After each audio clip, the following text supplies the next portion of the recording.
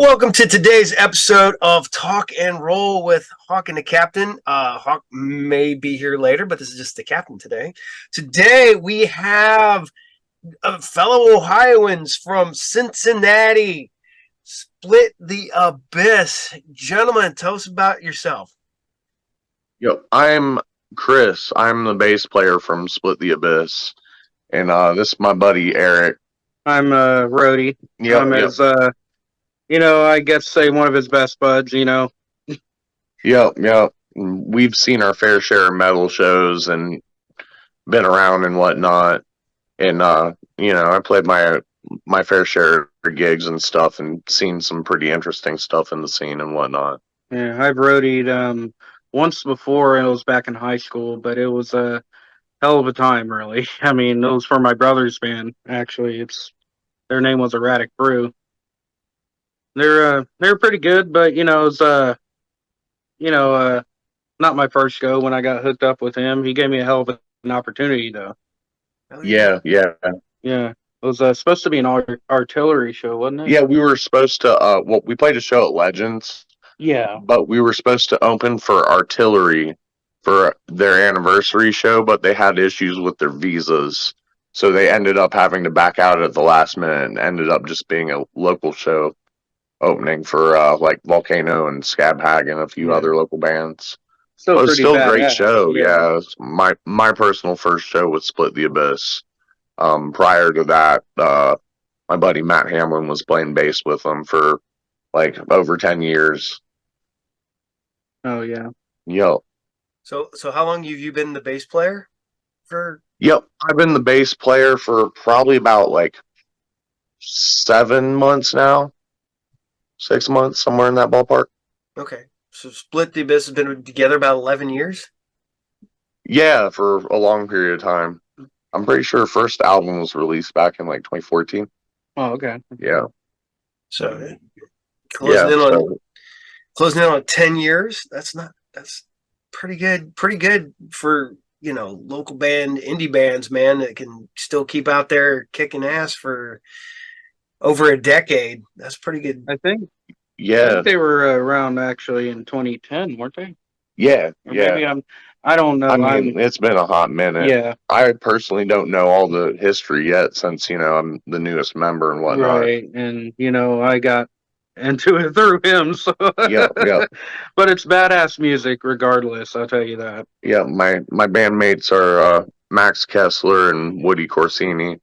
And they're awesome people, honestly. Like, I haven't been in a band before with anybody like as talented as them. Like, you can play as fast as them. Like, and it's awesome because like they're like-minded thrash metalheads, but like we all draw from different like backgrounds within subgenres of metal and stuff.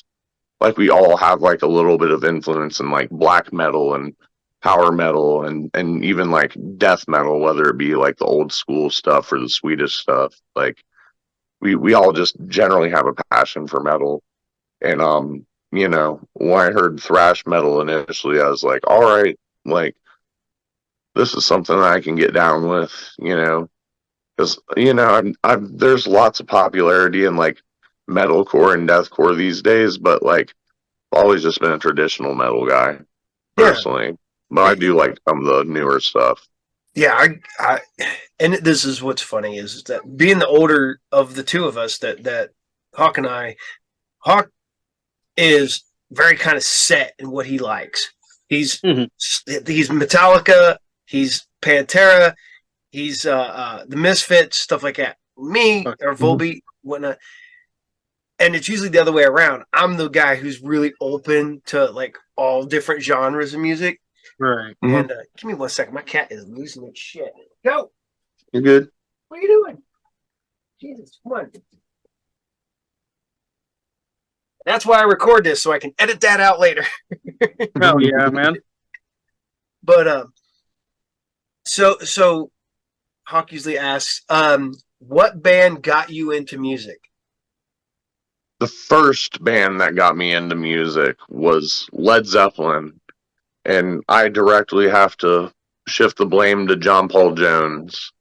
because I heard Black Dog and that riff like immediately got me. I was just like, damn, like how could you come up with something so catchy? But like, once I started learning bass, I learned that like there's so much going on there. Like there's time signature changes and like, stuff that like a first year musician wouldn't pick up on, but it sounds so simple, Oh yeah. and I got into that, and I admired the fact that like he's a musician who was able to like do all the background instrumentation and everything, as far as like keyboards and synthesizers and mandolin, as well as the bass player for the band, so he, in a way, like he inspired me to play bass. And then like later on, like as I discovered more musicians who played multiple instruments, I like picked up on them as influences as well, whether it be like Trent Reznor from Nine Inch Nails or Kevin Parker from Tame Impala. But Tobias Forge. yeah, Tobias Forge too from Ghost. Yeah, definitely. I get down with Ghost. But yeah, and the first metal band I actually got into, though, like the very, very first, I would have to say was Pantera. That's a great band to get into right off the bat. You could, well, all of them are. I mean, shit. I mean, one of the first rock bands I ever really got into as a kid was Led Zeppelin. And I remember trying to explain to my stepdad as I got older, I'm like, Led Zeppelin 4 ain't even close to their best album. Yeah. As you listen to them, like, yes, 4 is a classic. Yeah, 4 is a classic, but yeah, like you go through their catalog and like they've got so much stuff, even on like their more obscure albums like Presence and Coda, like that, like make those albums generally worth it, even though they weren't like great sellers like Led Zeppelin 4 or like their first album, But honestly, like my favorite always has been Led Zeppelin 3, just because like it's got so many good ones on it. Oh yeah. Yeah, Immigrant Song, like fucking they're drawing a blank now. Well, actually, you're reminding me of when we went to Guitar Center and tried that Stairway thing. Oh, Stairway. Yeah. I just stopped and looked at us and just. Well, it's one of them things is that I was a big Led Zeppelin 3 fan myself. I love Immigrant Song, one of my favorite songs of all time. Yeah, and Immigrant Song's a classic. A lot of people can recall Led Zeppelin when they think that, Yeah, I one of the funniest things was when they put Immigrant Song in the Thor movie, and everybody, I was like, man, I got really back into it when that came out, and everybody's like laughing. I was like, I was like, dude, I found a picture, my high school graduation picture. I'm wearing a Led Zeppelin Hammer the Gods t-shirt in that. Hell yeah. 91. I was rocking a Led Zeppelin shirt. But yeah, it's Celebration Day is another good one on that album too. Like the bass line throughout that song, like it kills it. Like just it's walking like up and down like a major key like the whole freaking time. Yeah, I was sitting here looking because I have like the first 5 Led Zeppelin albums on vinyl, and I'm like, I found 1, 2, 4, 5. I'm like, God damn it! Nice. I hate somewhere. I can't find it. I was probably listening to it. I feel it. My vinyl collection's small, but like I got some bangers. Like I got an autographed copy of Golden Grey by Baroness, and then I've got an autographed copy of Behemoth's Opus Contra Natram. I got an autographed Twin Temple, their debut album. Yup. Yeah, we actually got that at the Danzig show. Fuck yeah. Danzig. Fucking, I got a signed vinyl for All Kings from Anthrax and Cult of I got a signed copy of Static X Cult of Static signed. Oh, nice. Yeah, I actually saw Static X on their last tour when they played at Bogart's. Yeah, it was a good show. I never got to see him with Wayne, but like I really wish I would have had the opportunity. Like the That's original lineup. that's the nice part about being an old man. I've seen all the good bands with their original lineup. Yep, yep. Well, I mean, And now you're here, so you get to see them with their current lineup too. right. Oh, yeah. Well, like the first time I saw Ghost was at the Louisville Palace in Kentucky, and that was like one of the last tours they played a venue like that. Everything's been stadium since. Yep. A friend of mine, Which is right. a buddy of mine, he was telling me he went to a ghost show early, and he goes, he went to this little tiny ass club, and he goes, like 20 people there. And I was like, man, that's all it takes, man. So yeah. But okay, so what made you pick? So besides John Paul Jones, what made you pick up the bass? Honestly, I was drawn to bass because everybody else was drawn to guitar at the time. And like, yeah, guitars are like awesome and they're like the forefront things, but like I wanted to be different, you know, and I didn't want to have to like sit down and like I didn't think I had the coordination for drums at the time. So I was like, let me do something with my hands, you know, and then sure enough, like the first time I picked up a bass guitar at Guitar Center, I was like, something about this feels right. And then so I begged my mom for my 12th birthday to get me a bass guitar. And she caved and she got me my first bass guitar. I had it, and within 24 hours of having it, I figured out how to tune it with the little tuner it came with. And then I also learned how to play Money by Pink Floyd from start to finish. Like, yeah. Like, I was impressed. I was like, okay, like, maybe I should, like, practice this thing. Because, like, at the same time, I was playing trumpet in band class, and I was, like, terrible at it. I, like, hated it, you know? And so, like, I finally, like, felt like I found something that I was good at. I was like, maybe I don't suck as a musician. Like, maybe this is my instrument. Maybe trumpet isn't. So I stuck with the bass, and then by the time I was in ninth grade, I was playing upright bass in concert band instead of trumpet. So, Man, that's a hell of a jump, man. Pick that thing up. I remember picking up because I played bass back in the day. I still fiddle with it. I don't nerve damage. Don't have no feeling in these two fingers. Cause problems. yeah.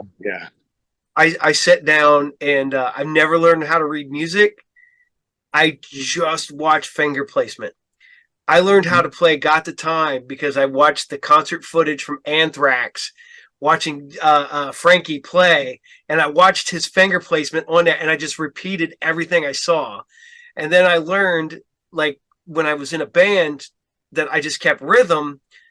And so I just watched my guitar player, and wherever his fingers went, my fingers went. So I'm just keeping rhythm, and that's how I learned how to play bass. Quick and dirty. Yeah, honestly, that's like the best way to like learn riffs, in my opinion, is to just like watch what someone else is doing like first and then try to repeat it until you get a feel for it. I'm somewhat of a drummer in that aspect. Like I can't read music myself, but you know, I know from watching placement, like you just said, with the bass guitar, and you know, I mean, just little things like the Immigrant Song, you know, just over and over again, the same pattern, you know, simple. Yep.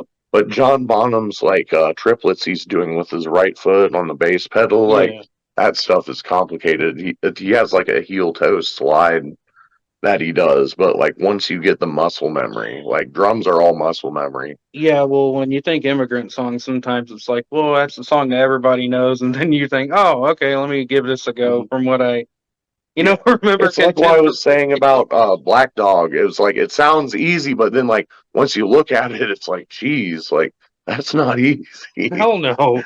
Or Buddy Rich, for example. Oh yeah, Buddy Rich would get behind a drum kit, like no lessons or anything, just be like, like doing crazy shit, you know, like, and he got away with it. It was Buddy Rich, and he talked shit about everybody too while doing it. Well, yeah, too. Like he did, yeah. He's the one who said that he's like, oh, if you're he's like, rock musicians are basically like people who aren't cut out for jazz. Yeah, I'm like, yeah, Yeah, I mean, he's right. he is. I Kind of mean, ironic, really, coming from him, but hey. yeah, but I mean, like, in their own way, I admire both rock and jazz and people who Yeah, of like course. combine them, like Jaco Pastorius, like hell of a bass player. That's what I enjoyed about a lot of Hawk's content as well. Was like, he kind of there's something to enjoy about the bands that everybody shits on, because a lot of the times they're shit on for literally no reason other than hype. Mhm. Yeah, yeah, I And mean, like, I'm it's that bandwagon effect. yeah, it's a lot of bandwagon shit. We always joke around because everybody talks shit about like Nickelback.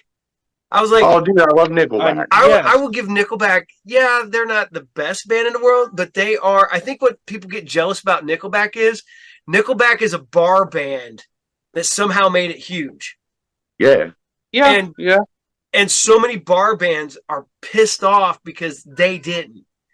So it's all luck because I have friends that are in bands that are super good. They're really technically sound. They got great, but and they opened for huge bands. yeah, Or they back in the day, they were the big band, and now the band that opened for them is huge. yeah, And you're like, I get it. It's got to kind of piss you off to see these bands that don't have the talent you have over yeah. here, fucking selling millions of records while you're still fucking playing bars. I get it, but I don't yeah, get hating on everybody. Well, You it's know? kind of like that Metallica thing. yeah. Well, like Metallica, Yeah, especially, like, like they've cut their way through the jungle. You got to give them credit, though. Like right, right. I even feel like people Nickelback, don't. they've cut their way through the jungle, so you got to give them a little bit of credit. Right, Like, exactly. Yeah, even though they follow the same like four chord, pop formula, like you do have to give them credit when you're in the bar and then you hear, photograph a rock star come on, like you've had enough to drink or you're having a good night, you end up singing along to it. Like, and that's why I'm not afraid to admit that I love Nickelback. Like, right. I do have some good memories, just jamming out to them as a kid and stuff. Well, So it's like I can't, it's like why would I hold it against them that they've, gained success? Right. And that's they're pretty cool about the hate too. They make jokes Oh about yeah, it, they oh do. yeah. Like, and it's that they're able to just roll with it. Like I My admire their classiness on that part. Did you ever see the one where they walked off stage? They were at a festival and they're like, "Do you guys want to rock?" And everybody's like, "No." And he goes, "You guys don't want to see Nickelback?" And they're like, "No." And they're like, "Fine, we get paid either way." And they left. And I Yep, was like, "Fucking pretty much. Yeah. Like, what are you gonna do? Like, yeah, shit." I've seen bands that people fucking love that I don't get. Mhm. And then I have bands that I absolutely love that people don't get. right. And I get it. It's one of the things that I like so much different types of music that I get shit on by a couple of my friends because they're like, "Oh, fuck, really? You're listening to that?" I'm like, "Yeah, I am listening to that. Fuck, I don't care." So, Right. Yeah. Yeah. Well, like, I'm only mentioning them actually because their bass player just died recently, but ex Japan. A lot of people over here don't really know who they are, but they're kind of that hair metal, you know, what they call visual kai over there. mm-hmm. Yeah, their bass player just died, and when I'm sitting here talking about it, who is that? And oh, who gives? It's because it's like from another place in the world, and that's another thing that people don't open their minds to. Oh yeah, Yeah. Especially over here in America, like I'm not necessarily as much in the metal community, but in other Right, communities. Because like over here, like once we get bored of listening to like the same like stuff we hear on the radio or Metallica or Pantera right, or Megadeth or whatnot, we gradually are like, okay, what's going on over in Europe? right, And exactly. that's how you discover bands like Carcass and Celtic Frost and Hellhammer Well, and Dollhammer from Japan. yeah, yeah, Yeah, exactly. And well, not to mention the Middle East, they have you ever heard of Bloodywood? yeah. Oh fuck, from India, yeah. Them Oh guys yeah. fuck came out of nowhere recently. We used to have I have Sirius XM, and all of a Hell yeah. sudden, man, that song was on. I'm like, fucking, that's good. I like that, man. I went and found them on YouTube, and I'm like, yeah, shit, yeah. You know, it's like, fuck, there's some Yeah. great stuff coming out. A lot of see, I grew up, and one of my favorite bands of all time is Death Angel. Hell yeah. Oh, nice, Oh, nice. Yeah, fuck, my drummer's big Death Angel fan. dude, all Hell Asians. of a You know, beast. it's and they were kick ass back in the day, and then they got back together, and they're still kicking ass. And the Hmm. crazy part about it is, when they were kicking ass in the '80s, they were all kids. They were all Hmm. fucking in high school, and you're just like, Yeah, shit. that that's Um, like listening to Protest the Heroes' first album.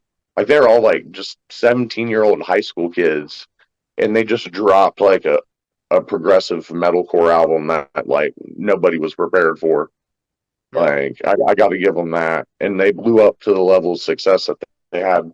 Chris Adler from Lamb of God played drums for them on an album. So it's like not many bands, get that start that young, and like that's pretty awesome. Like for bands to have that opportunity, and be able to sustain a career that long too. Oh while yeah. we're on the subject of foreign bands, one I wanted to kind of like bring up was Body Festival. They were from France. They were kind of like I don't know what to describe them as other than like carnival metal.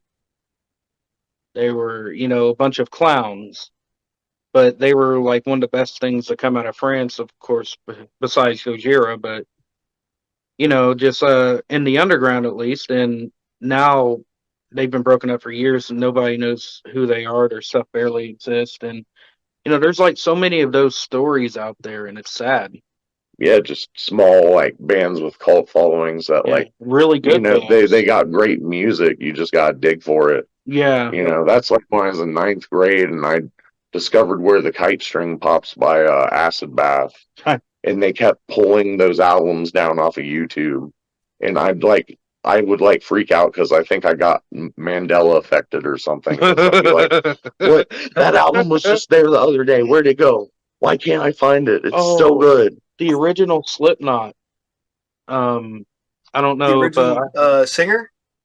no, not Anders. I mean, like before the band we even knew with Anders, there was I get a thrash-ish band. Their name was Slipknot, and they only released this like EP, and I found it at Everybody's Records in Cincinnati, Oh and boy. I couldn't fucking believe it. Like, Yeah, a band with the same name. yeah, you couldn't find it on the internet or nothing. Here's this fucking 45 right here, just like That's chilling. random. Yeah.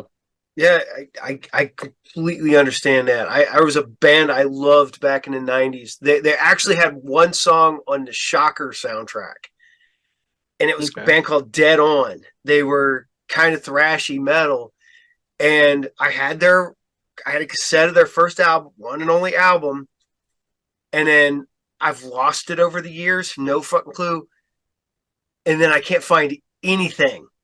Like they like Yeah, it's when like it that doesn't album exist. disappeared from my collection, it disappeared from the reality. Yeah. Yeah.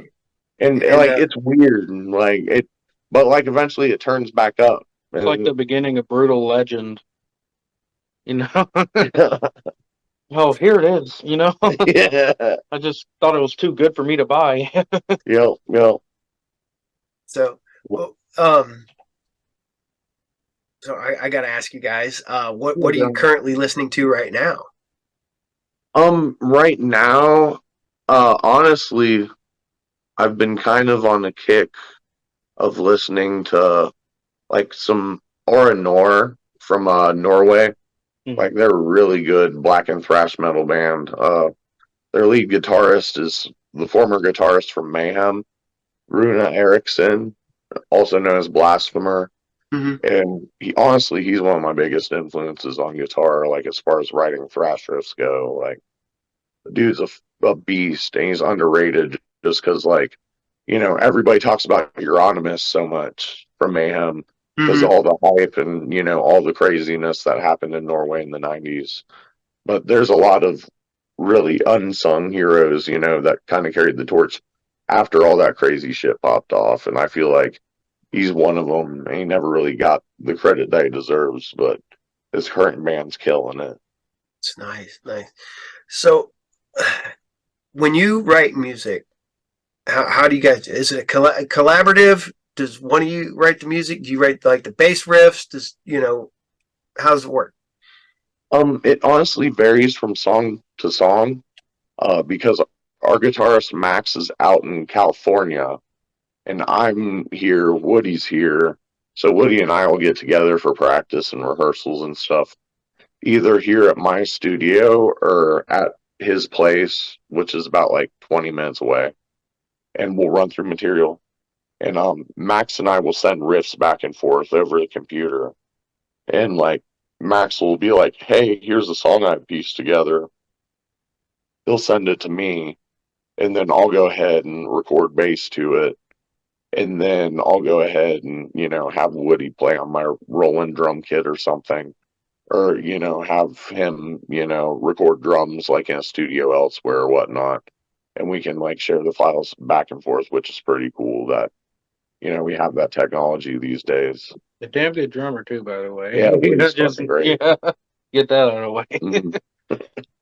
So, do you find it hard or does it flow easier not having the being so far apart? You never bump heads or nothing like that. I mean, we still have like disagreements as far as like on occasion about like what we think about riffs and whatnot. It's like, man, like maybe you can do something different, but it's never really like no, like. But no, we haven't really butted heads or anything. Like we kind of just give each other space and whatnot to do our own thing. I have had it in the past in bands where like everybody's down each other's throats and acting like we're married and stuff, and it's like, yeesh, like most people wouldn't want to act like they're married to me. So you think the distance actually works and helps out? Yeah. Like honestly, like in the long run, I think it works better because like I'd imagine like when you're touring with your band, which we haven't, done that yet. Hopefully, fingers crossed, there's one time where, it comes to fruition. But I think it'd give us a different dynamic to be able to take time to like do our own thing and work independently, like on album material and whatnot, and then come together and rehearse and whatnot, and then like be able to come together and tour, but like have the free time to like do whatever between, because being in a band, yeah, it's a commitment, but like you don't have to be up each other's ass 24/7. Yeah, you get a lot of that. Bands that they're either guys who only come together to record and put together an album and then they go on their own way, or you get the guys who are fucking on top of each other. They live next door, live down the street. They work the same job. House. Shoot whatever. Yeah. Like, and it's not just like, oh, we show up, it's band practice, and it's done. It's like we'll run into each other at shows. Like, I mean, we ran into Woody at the X Order show. I mean, we kind of figured it happened anyway, but so we're pretty free range about it. There's nothing more intimidating than getting up on the stage to stage dive and coming like face to face with Pat O'Brien while he's playing. And, doing his inhumane.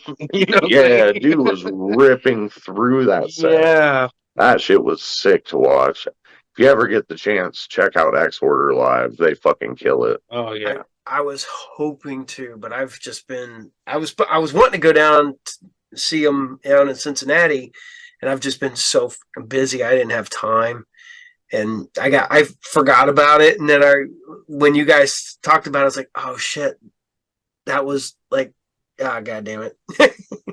Yeah. I'm sure they'll come back through. They typically do. They were playing at Legends like a few months beforehand, so like I figure it's a matter of time, But they're totally worth it. Oh yeah. Great band. I always love the pictures of Pantera before X Order, Pantera after X Order. Yeah. That's Cowboys from Hell in a nutshell. Oh, yeah. I remember one of my best friends was sitting there. He's like, dude, have you heard Pantera? And I'm like, yeah. He goes, have you heard their new album? I'm like, no. I was like, I don't much care for him. He goes, no. He goes, it's different. It's different. I was like, it's not metal magic or fucking pure metal or whatever. And he's like, nah. And I got the cassette. I put it in my Walkman back in the day.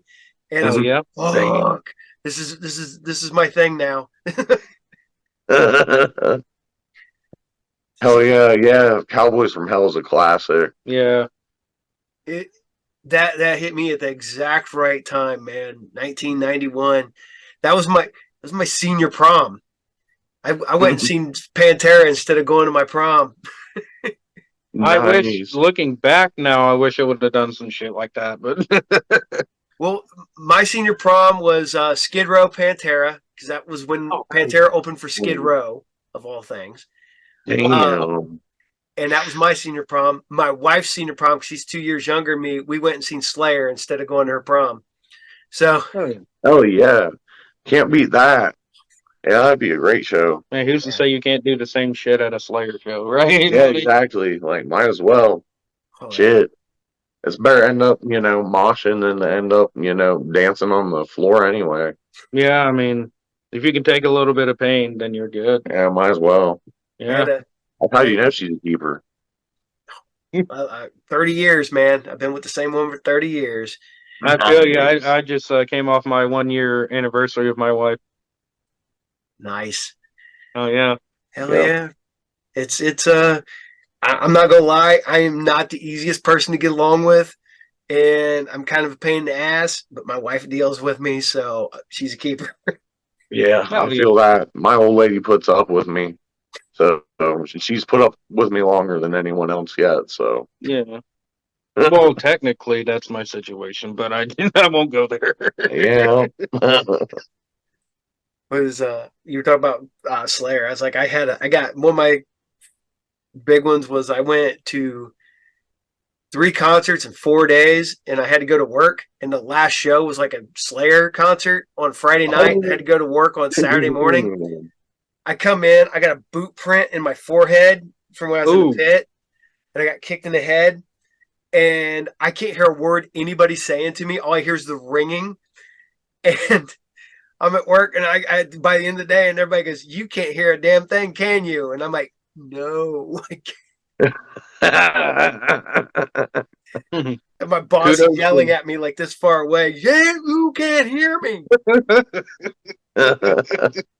It was like, oh man, it was like Megadeth, Gwar, and then Slayer, all within 4 days. Oh yeah. So damn. I did. That would have been a good time.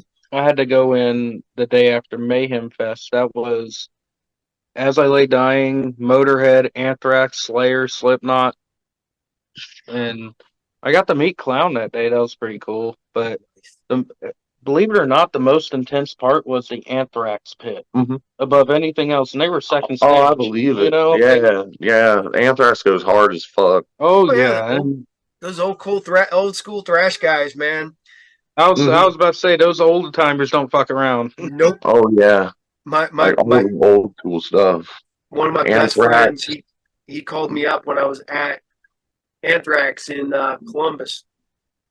He's like, "Are you in the pit?" I'm like, "Nah, not this fucking time. I'm too fucking old." Oh yeah, I feel that. Like, I aim more like I can handle like probably about like 5 minutes in the pit, and then I gotta like step out and take a breather. Yeah. Like, I'm getting old too. I think it's weird when pits open up in concerts that you're like, "How the fuck is there a pit here?" Yeah. Right.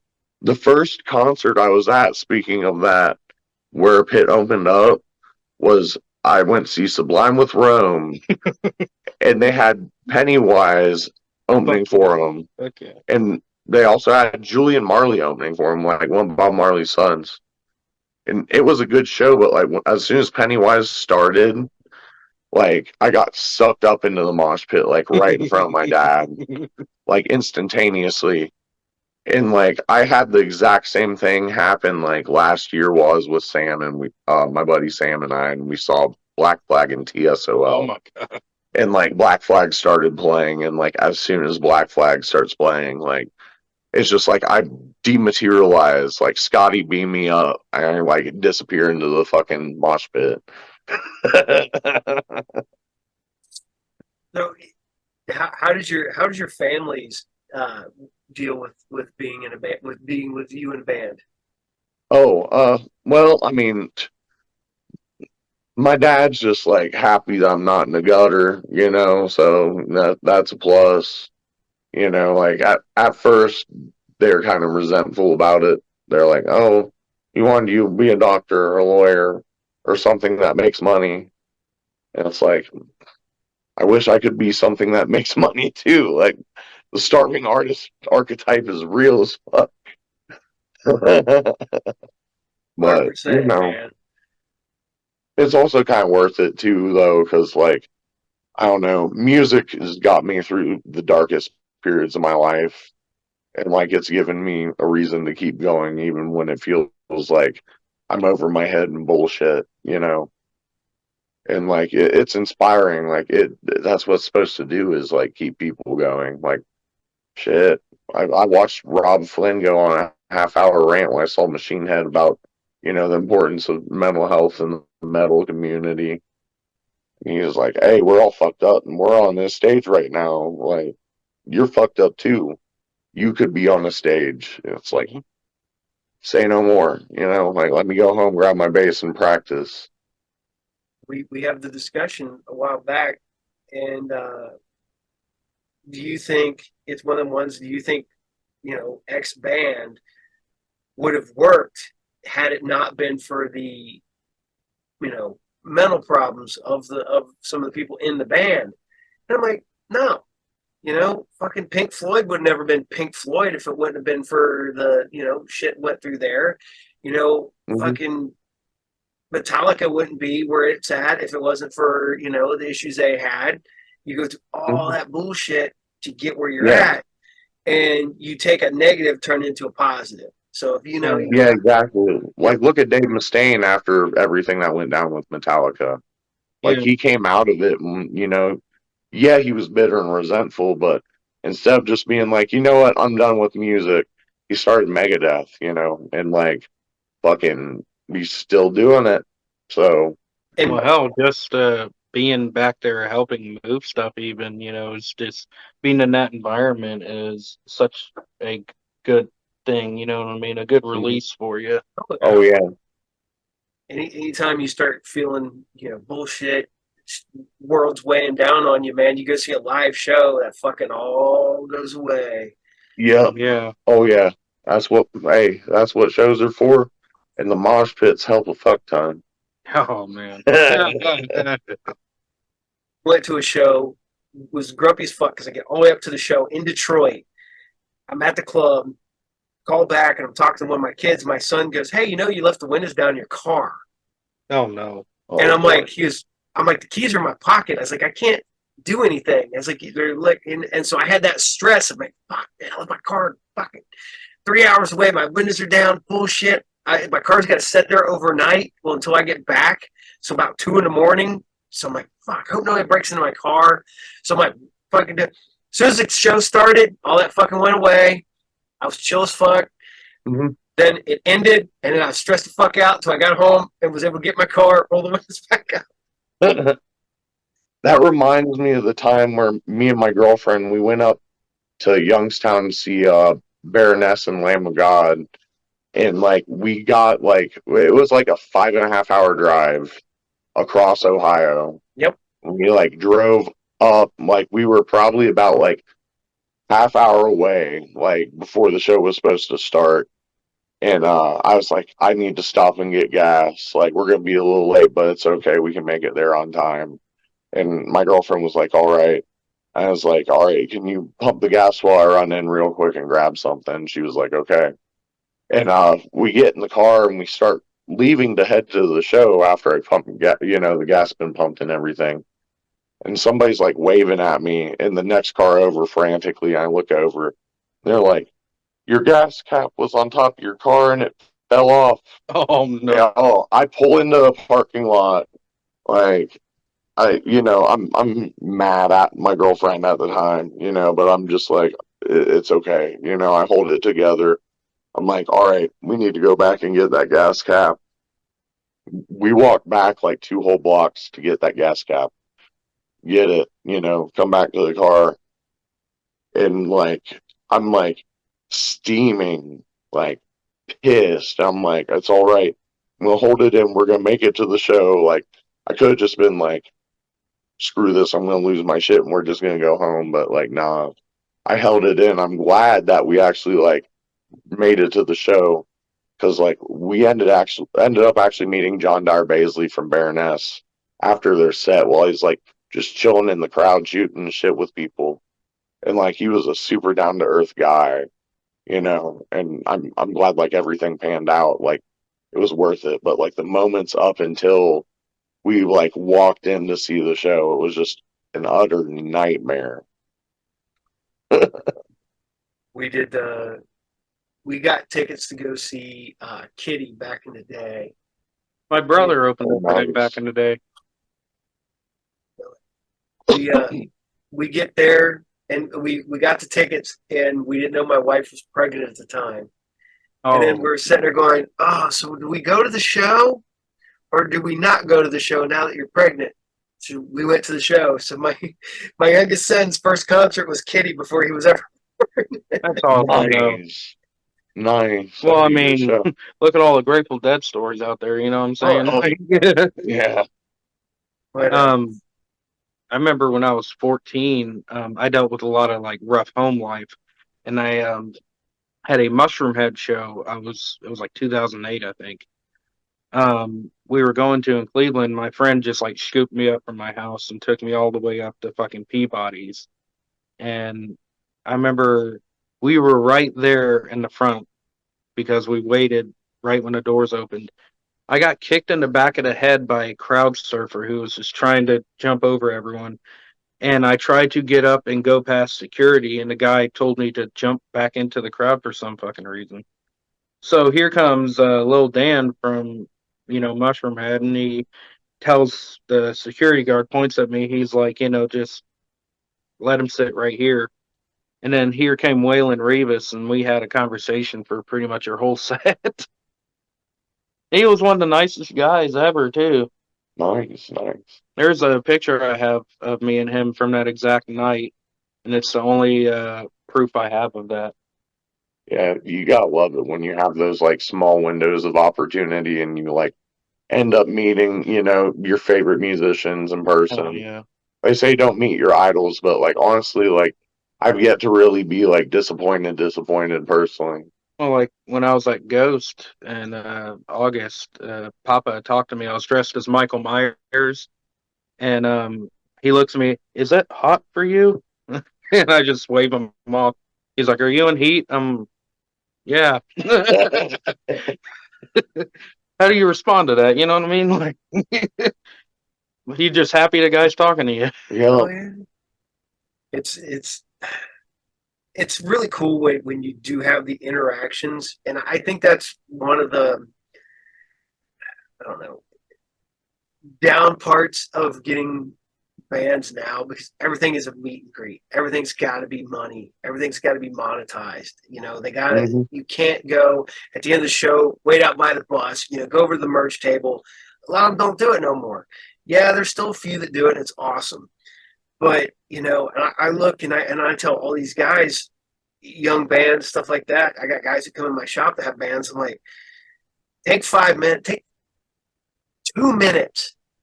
And if somebody comes up to you, man, tell them how, you're appreciative of them and stuff like that. I was like, even if you're on your way to go do something, stop, say yes, thank you, shake your hands, whatever, high five, whatever, move on. I was like, because people remember that. And it gives a good taste. It puts a favorable taste in their mouth, and not, meeting people, I've met Danzig 3 times in my life. Oh. Yeah. One was when he had his comic book company, and I worked at a comic book store in Dayton at the time. And he came in and did a thing there. And they're just like, don't do this, don't do that, blah blah blah. Do not hand him any. And they're like, that was when he wasn't signing certain things and whatever. And you're just like, just walk up, yes sir, sign, move on. And it felt so fucking bullshit. And literally, this guy is in the store where I work, and I'm there, and we had to leave and go stand outside where I worked until they were ready.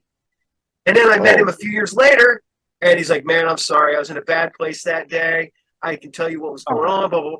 And I'm like, and he's like, what you need signed? And he's signing, and he goes, do you want a picture? And he goes, I'm not doing pictures because, and I was like, but if you want a picture real quick, take a picture. I'm like, okay. I'm like, I don't have my camera. But I was like, okay, but no, I'm good. But he signed everything. He was cool about it. And then I ran into him again a few years after that. And I told him, he's like, oh, yeah. He goes, I know I'm a dick sometimes. You catch me on a good day, bad day, whatever. I'm like, yeah, and I totally get that. When we saw him, he was like, he wasn't even going out of his way to tell people to put their phones down and shit. It was like when they were in his face about it. Yeah. You know what I mean? That's when he got a little pissy with people, but anybody would in that situation, I would assume, really. Honestly, I think he just wanted the crowd to actually, like, be paying attention to the show, like, that's artists' biggest complaint about people having their phones out is that they're not paying attention, and you can tell Danzig was already a little bit flustered because, like, the technical issues he was having with his monitors and stuff beforehand. Yeah. Well, like also, when I saw Ghost, I wasn't even supposed to be in the pit like that. Security guard gave us fucking bands, and it's the craziest fucking story too. I still have them, and for no reason, security guard liked my outfit, gave us bands to go in the pit, and we did. And that whole time, maybe once or twice, I took my phone out to take a few pictures, few seconds of video or something, and because you're there to watch them, you're not meeting them through that screen. Yeah, you're there for the performance and the experience, right? He probably wouldn't have talked to me if I had my phone out like a jackass. Exactly. I do that, but I'm like this. I kind of like, I'm not like one of these guys at the show that's like this. I just kind of hold my phone, record. If I recorded like a minute or two of a song that's like I like, like I went and seen Clutch this summer, and I go see Clutch every time they come around. Clutch is great, man. Neil found it hard, and the nice part about it is every show different. So, what is the fucking problem, cat? Yeah, I saw your cat on your X-Men arcade a second ago. I didn't want to say anything, but he was just like staring us down. Yeah, they love that stupid thing, and I don't know why. It's electronics, and then on top of that, if I record, that cat was dead quiet. I turn on my microphone, turn on the computer, it starts meowing. I shoot my other show, it does the exact same thing. No fucking idea. I turn it off, that cat will be quiet and go hide again. Don't know. It's just fucking weird. I'm a cat dad myself. I know how you feel, man. I have a Miss Pac-Man my cat loves to actually try to play. Well, they hang out on the X-Men cabinet, or because the lights are off back there, but I have pretty much an arcade in that part of the room. Oh, yeah. I have a bunch of arcade one-up cabinets, so they're always hanging out on those, and so I'm always having to clean all the cat hair off of them. I'm like, God damn it, these are expensive. Oh, boy. Okay, that's my wife's cat. My cat is dead fucking quiet.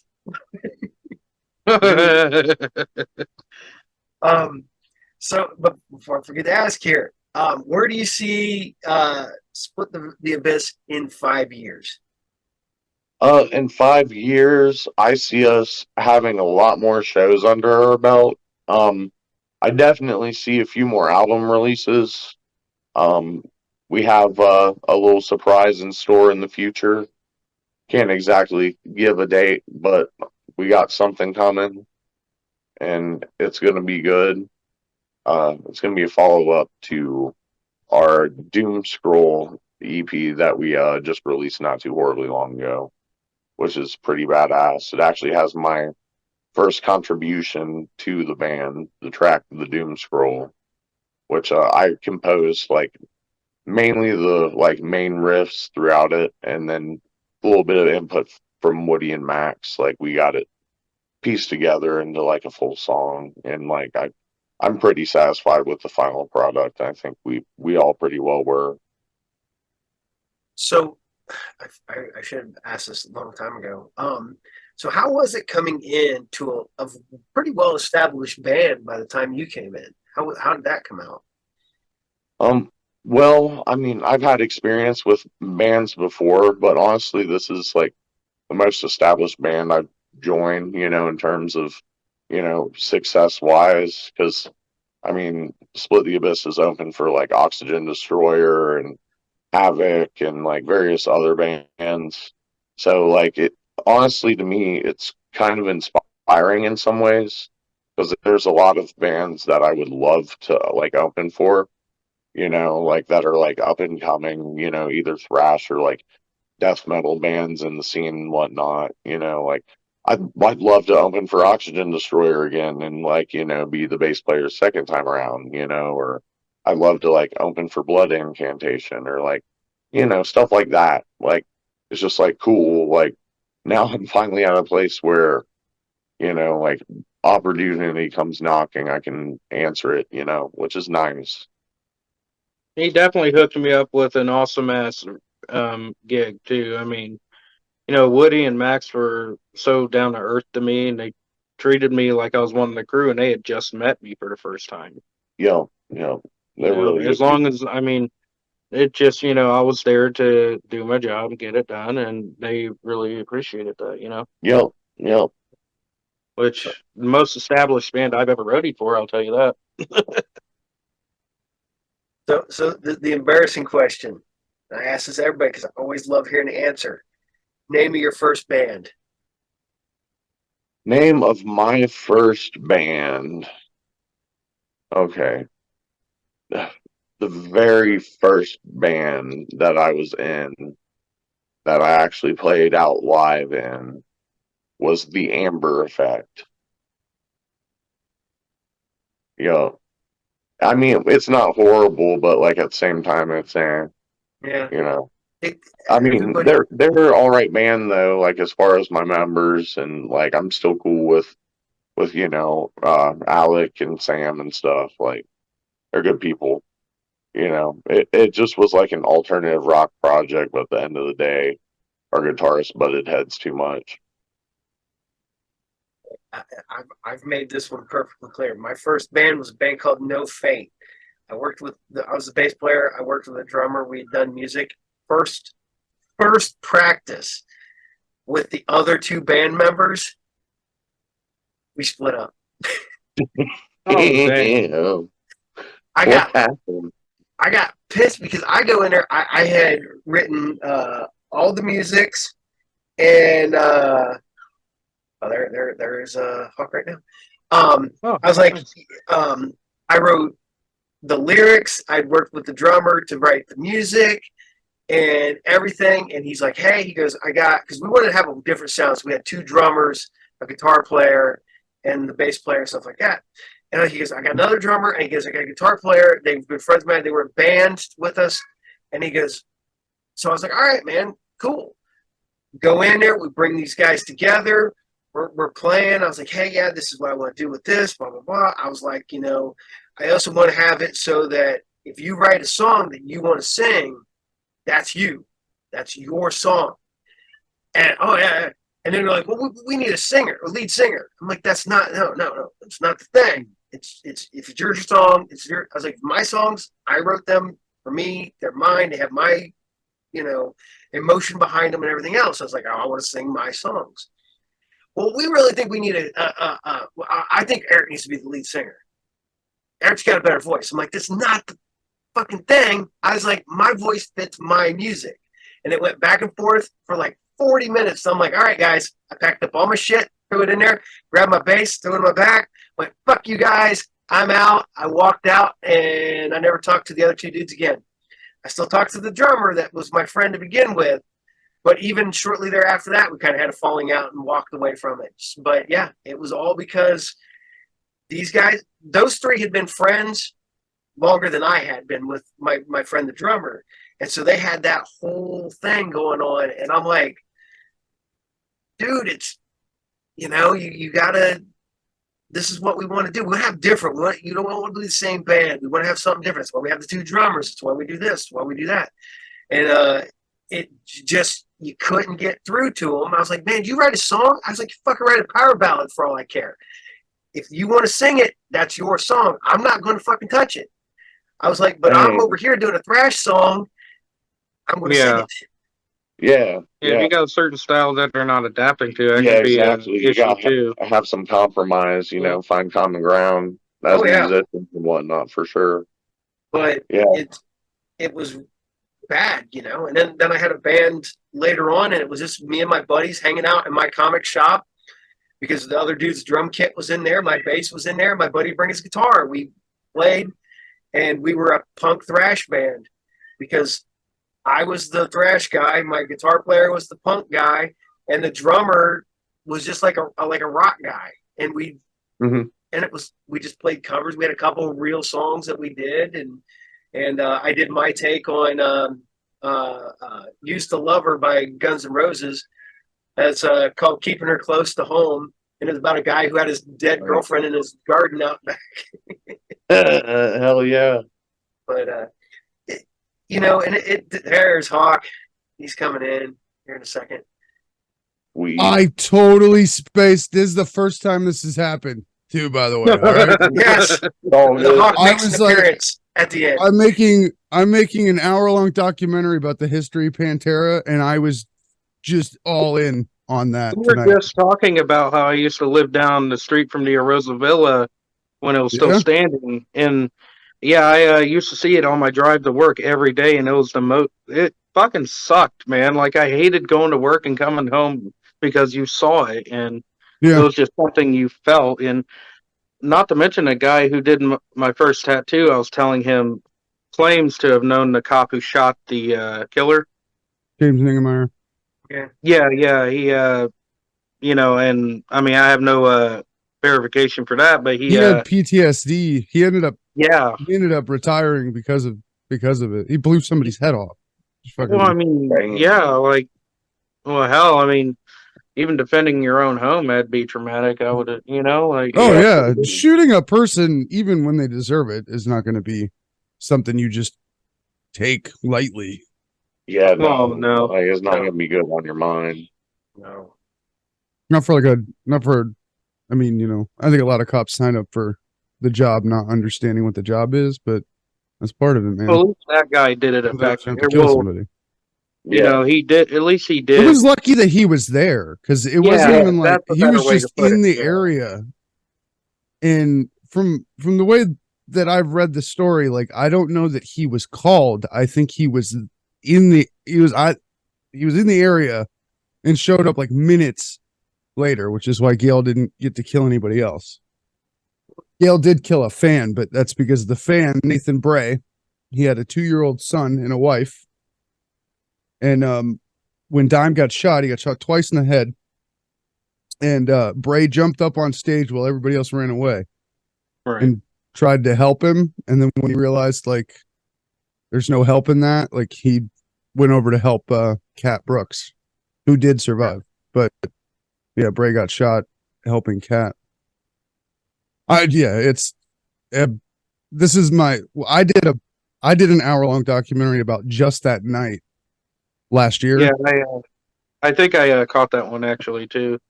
And then it was hard. It was a hard thing to obsess over for the duration of that production. But those are that guy's, the way he acted, it's important to know things like that and not ignore them, Like there was a super detailed article on all the mental issues that he had. I had to find it on the web archive too. I don't even think it was like on surface level, but that's what I used for a lot of that video.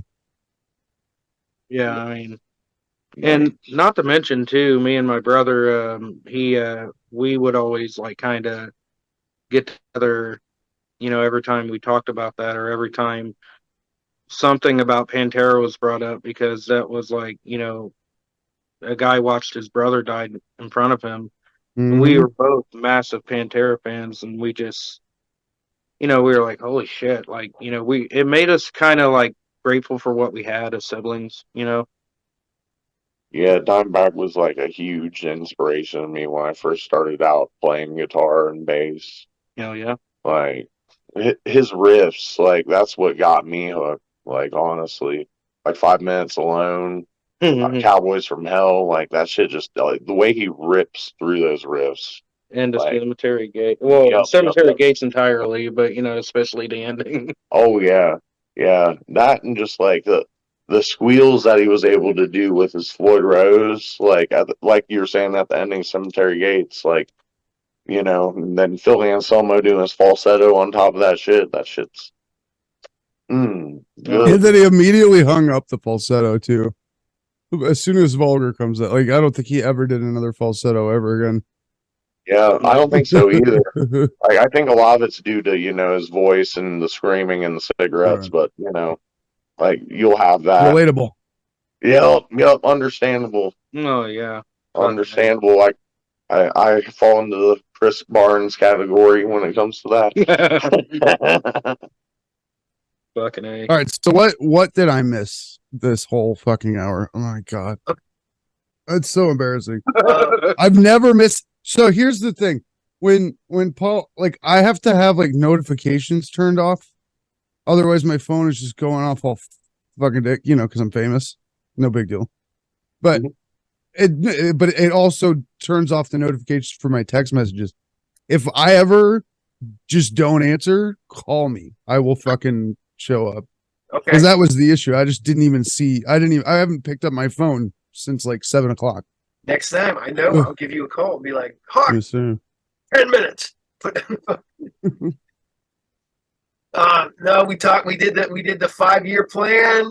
We talked about the how he picked up the bass, his influences, the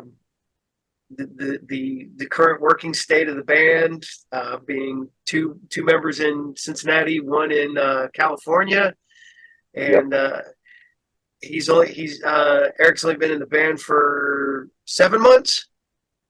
Yeah, about 7 months. 7 months, but the band's been around for like 12 years. Yeah, somewhere in that 10 years. ballpark. Yeah. 12 years. And then we've talked about band names, horror stories, road stories, all that. Oh, you did. So you did the whole. You got through the whole show in the hour that the show Yeah, was normally. we did the hour-long At show least- in an hour. At least I got here at the end. Yeah. That way So the now title's we not need, clickbait. now we need the horrible tour stories, and that's the last one. That's the last one. That's good. Oh god, who do you want? The horror stories. Oh boy. I only got one. I got one about a former band. It was actually relatively recent before Split the Abyss. Well, mine was like, oh god, I want to say 2009. My brother's old band. Long story short, I roadied that gig. They were having issues with the sound guy, and in order to make it known, the singer, I guess, put his microphone directly into a receiver and popped. That ended the gig right then and there. It almost started a fight. They ended up owing however much money for new equipment entirely. Actually, he owed him some cables and shit. But Did that's about the only. he punch it through the monitor, or did he? No, he just like put it feedback like it? directly up to Yeah, it. He fucking fried Yeah, it. he was trying to. I mean, I don't want to say he was trying to start something, but you don't just hold it there if you're not at least trying to do something.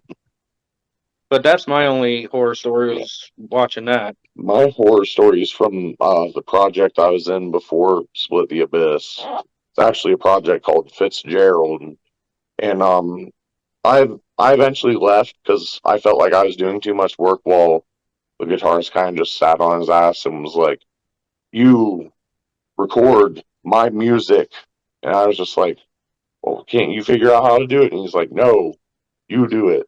So I basically had to put in extra work and shit, which I was doing. And I was like, all right, screw this. I'm going to go ahead and just like leave. Like, it's not good environment for my mental health or dealing with all that shit. So I went ahead and left.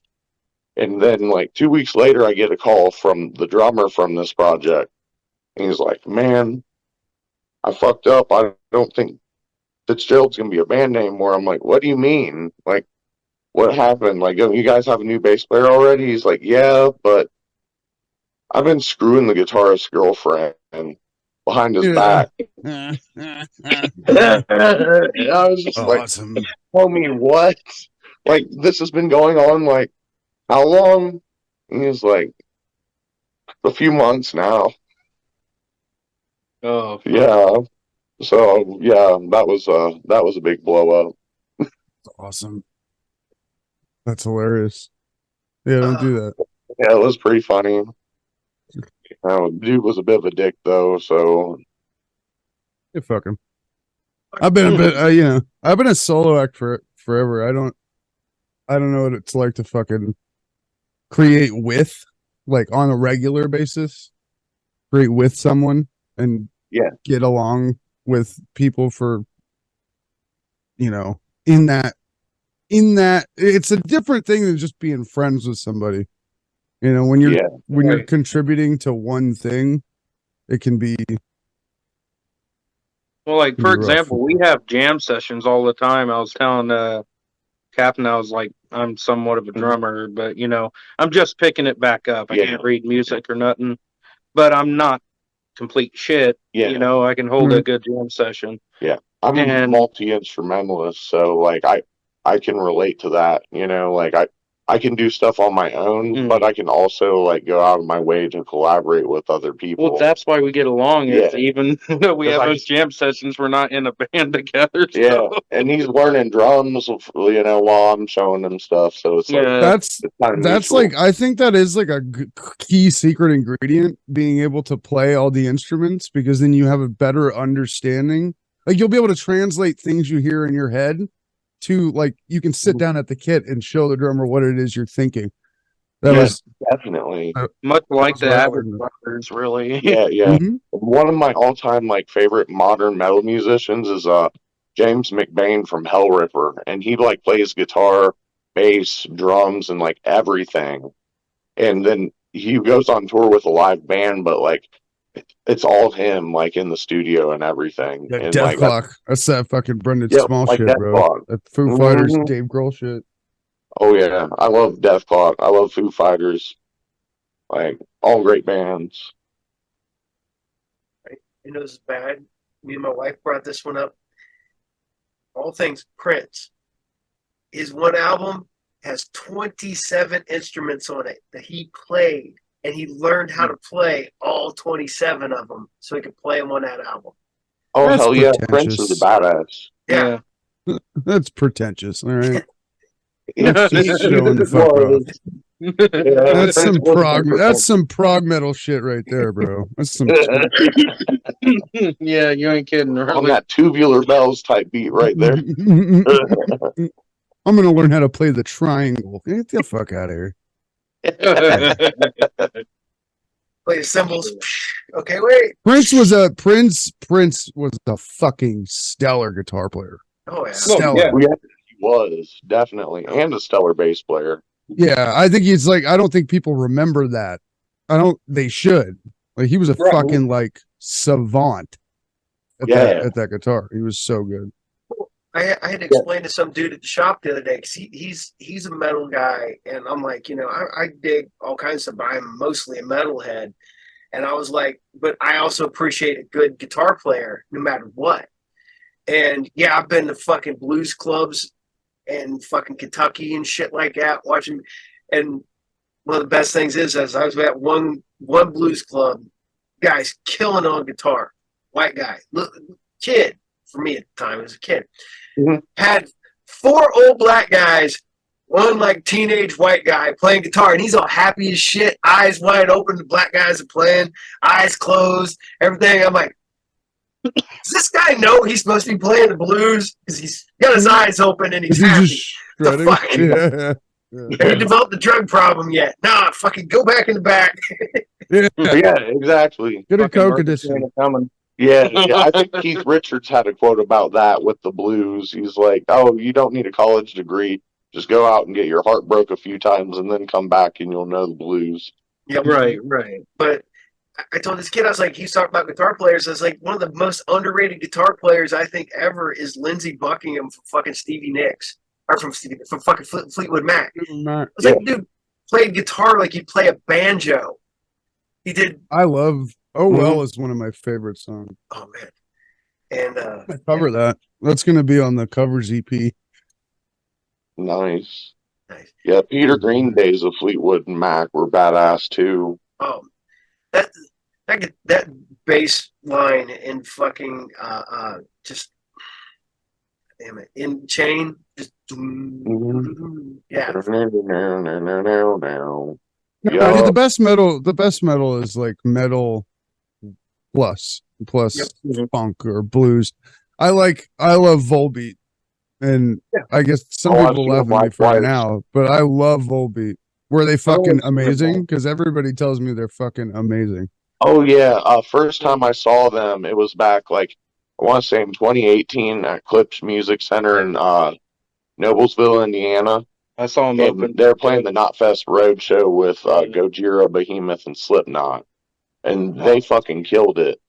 The second time I saw them was here in at Heritage Bank in Cincinnati, and it was with Ghost and Twin Temple. Yeah, and that's another thing too. We both went to that same show, and we didn't know each other back we didn't then. know each other yet. And now we're just like, very much really good buds and shit. And it's a small world. There's been a couple shows actually. I was going to ask you guys how you guys became friends, how you guys got your working situation.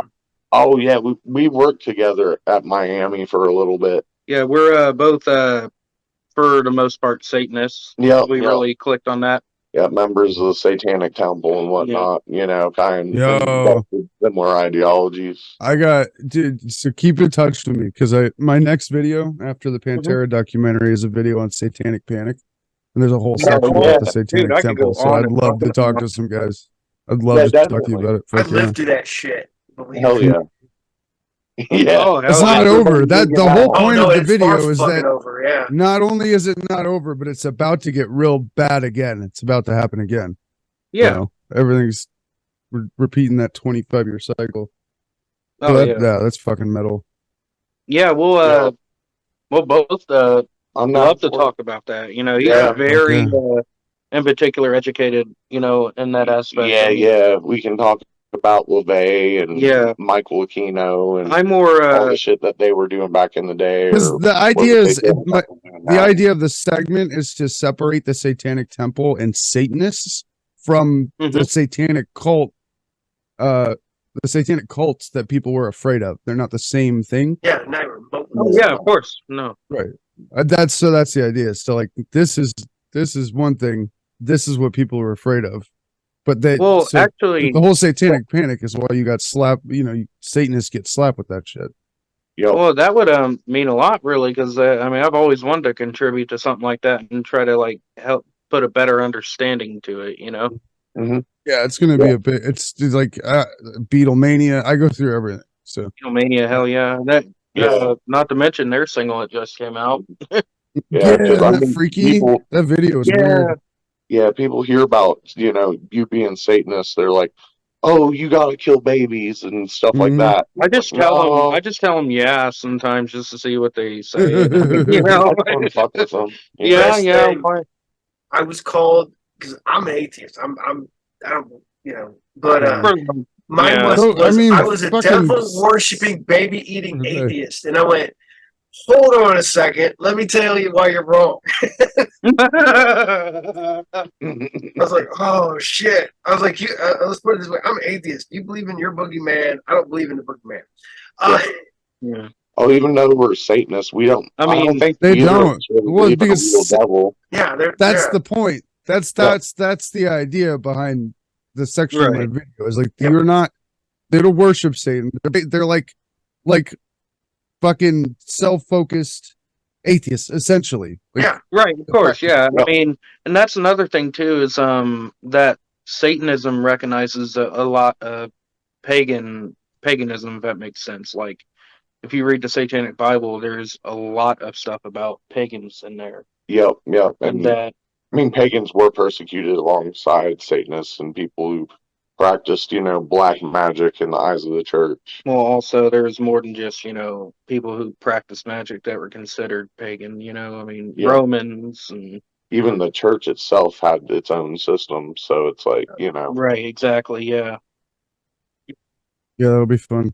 Yeah, I'm too deep I'm in this one excited, right yeah. now to think about it too much, but it should be. I should start production on that in a couple weeks as soon as the Pantera documentary's done. That's the next one. Yeah, hit us up on that one for sure. Oh yeah. Okay. Yeah, I'll give you my info. Yeah. And I'm not gonna I lie, I got keep a staring. library of like books related to like Satanism and the cult Yeah. and all that fun shit. My DMs are open on everything, so whatever platform you use the most, you should be able to shoot me something. So Sweet. Oh yeah, that sounds awesome. That's easier that way too, really, honestly. Yeah.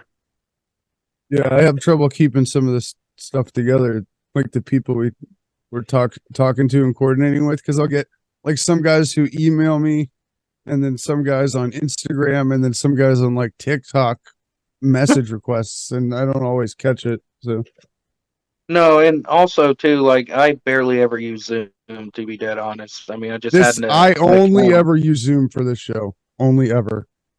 Yep. My account was think dormant it's for years. trash.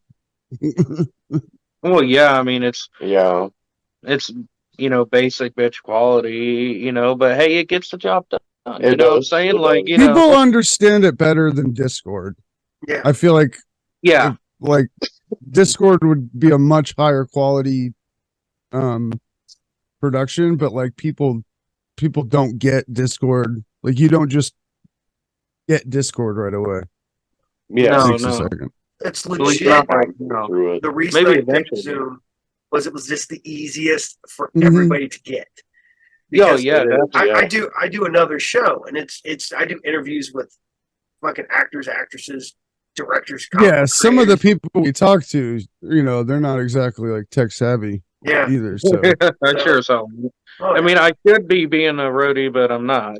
Yeah, I'm a Mhm. little tech savvy. I mean, I got Roland Drum Kit in here and a MacBook, but Yeah, I'm just like, tell me where to plug it. I'll take a picture of your setup and just, what I mean, yeah, do it that way. I'm just like, hey, plug this in the input and that in the output. Yeah. if I took the hour it would take to explain how my audio chain works, because I have two PCs here, it's insanity. Oh, I The believe way it. my audio is chained. It's virtual mixers, physical mixers, mix amps, music, like interfaces for this mic. It's wild. Oh, that's Nuts. badass. Just like Yeah. have that level of stuff going on with your mic input. Yeah, and not even just that. Like once I added the effects, that's the studio and a pedal guitar effects processor. So that's amp sims and pedal sims and all sorts of shit. I had to get that in with no latency. It was a fucking nightmare.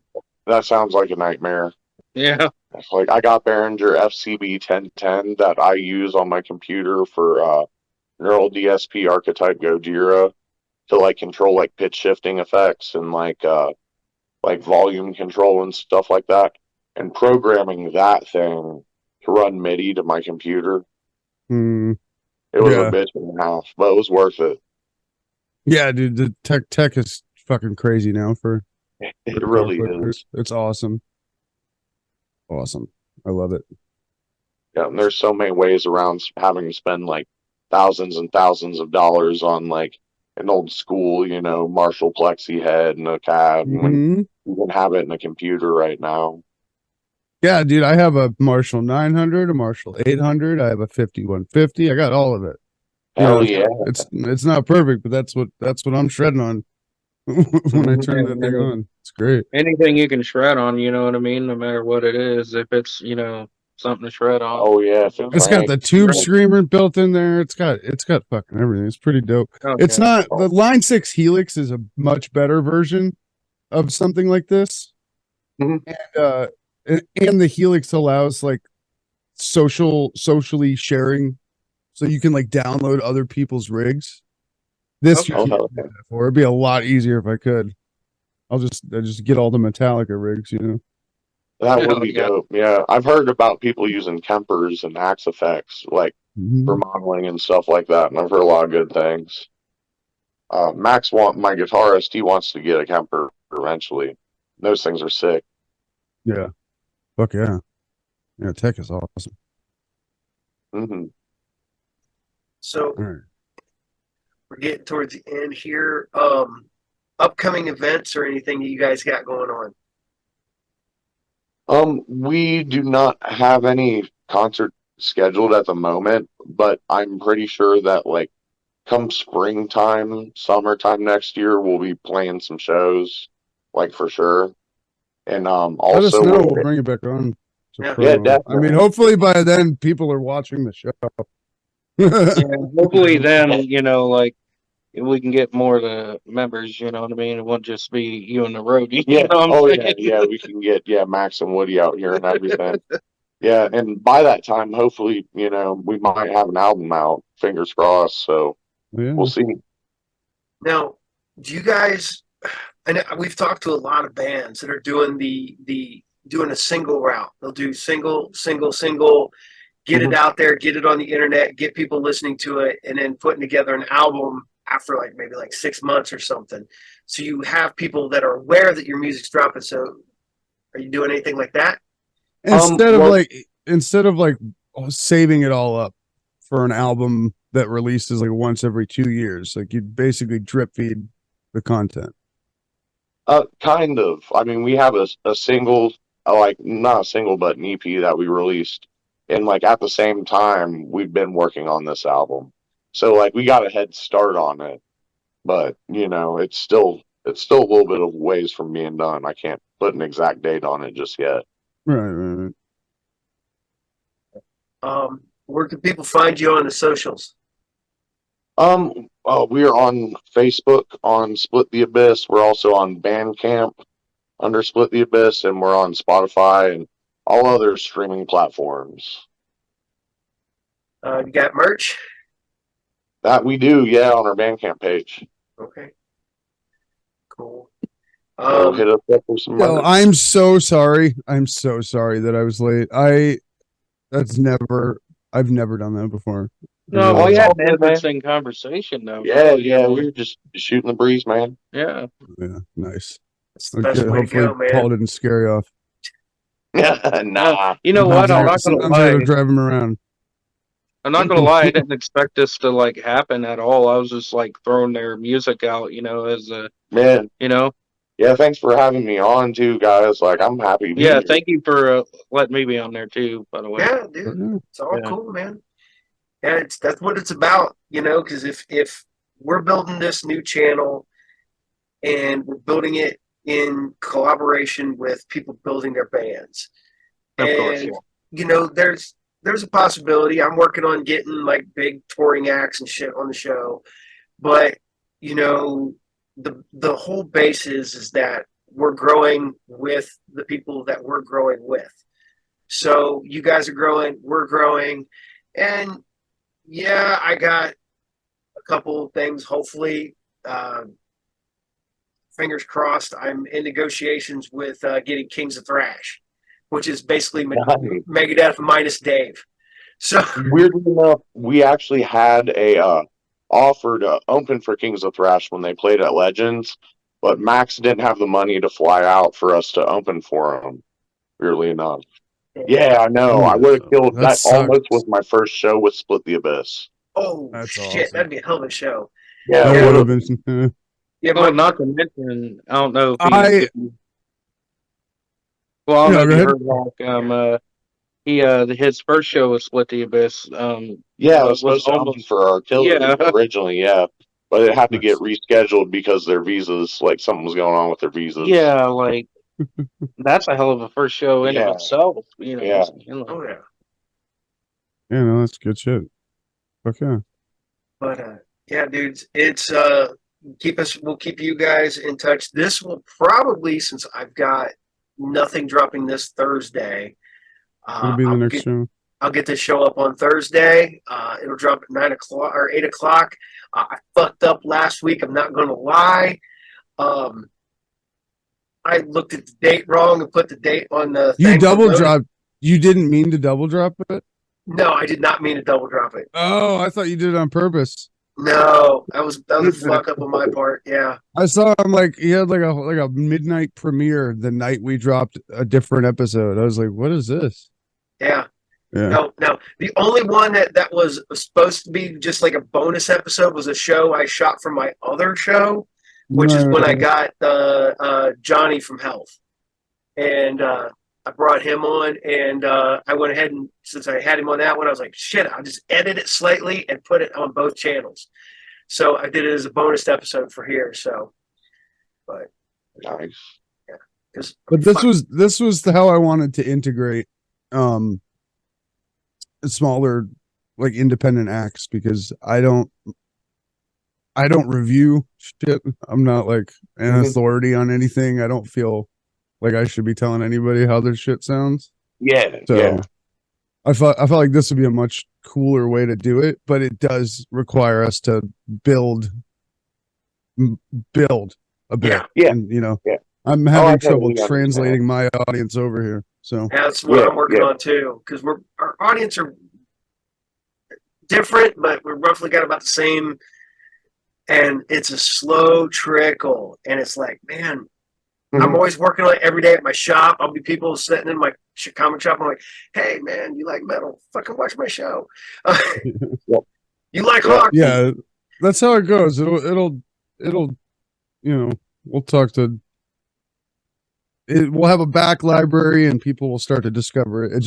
It's time and consistency and luck, And basically. hopefully after Thanksgiving, I'm going to start doing maybe a couple times a week. I'm going to do album reviews.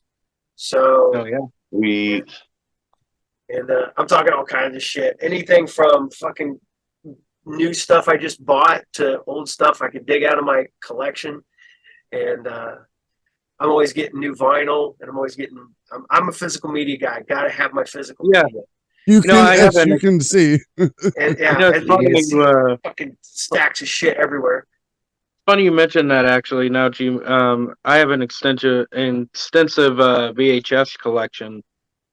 It's actually specifically horror movies, but it's ridiculous, and I refuse to do anything with them, no matter how much room they take up, because I mean, they're kind of like time capsules. You know what I mean? Yeah. Like, Dude, fuck yeah. I got about 1,500 VHS tapes still. hell yeah. And about 75% of them are horror. The other ones are like out of print, weird action movies that nobody's heard of. I've still got CEDs, which you guys are way too fucking young for. Those are the big CDs, right? No, those are laser discs. Oh, laser discs. That's right. I'm about to say, This is a CED. That is an original thing from another planet. This isn't a John Carpenter one either. This is the old black and white one. And it comes in a cartridge that you gotta pop this thing out, and it's got like a record in it. And man. Yeah, I have that. And I got a laser disc player. And I have an 8mm projector and a 16mm projector. And as I tell my wife, when I die, you got a lot of shit to go through. Dude, it's crazy. He's fucking. I just tell everybody surrounded to by fight shit. to the death over my stuff, man. Just like, Dude, all of the cool shit that I own is on camera right now. That's it. oh shit. All That's mine it. scattered across my apartment. I got my upright bass, my Gibson Les Paul, my fucking Your Aleister Crowley collection right in front of us. Yeah, all those occult books, and then I also got my rolling drum kit over here. It's just shit I've acquired throughout the years. Yep. Yeah, I mean, I've got dumb shit. I got a Magneto helmet. Oh, hell yeah. Hell yeah.